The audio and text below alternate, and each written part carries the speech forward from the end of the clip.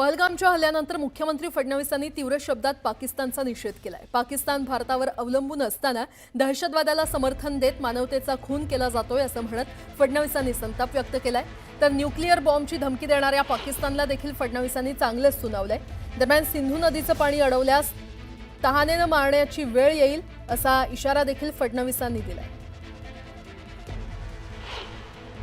खरं म्हणजे पाकिस्तानच्या सरकारला समजलं पाहिजे की त्यांची निर्भरता भारतावर आहे आणि ज्या प्रकारे आतंकवादाला ते समर्थन देतात, मानवतेचा एक प्रकारे जे ते खून करतात, मला असं वाटतं आज जगातला कुठलाही देश पाकिस्तानसोबत उघडपणे उभा राहू शकत नाही। ही पाकिस्तानची परिस्थिती। पाकिस्तानच्या मंत्र्यांनी पंतप्रधानांना शिवीगाळ केली, ते उघडपणे धमकी देतात की आमच्याकडे न्यूक्लिअर बॉम्ब आहे।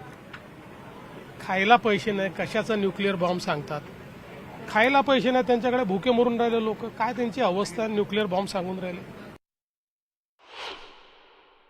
सिंधू करार मोडल्यानंतर खरं म्हणजे 3-4 योजना या ऑलरेडी त्या ठिकाणी सुरू आहे आणि पाणी काही एका दिवसात अडतं असं कोणाचा त्या ठिकाणी बाळबोध समज नाही आहे। या पाण्यावर पाकिस्तान निर्भर आहे आणि हे पाणी अडवणं भारताने जर सुरू केलं तर अक्षरशः पाकिस्तानवर त्या ठिकाणी तहानेने मरण्याची वेळ येईल आणि म्हणून हा अतिशय योग्य निर्णय, अशा प्रकारची जागा दाखवावी लागते, ती जागा दाखवण्याचा निर्णय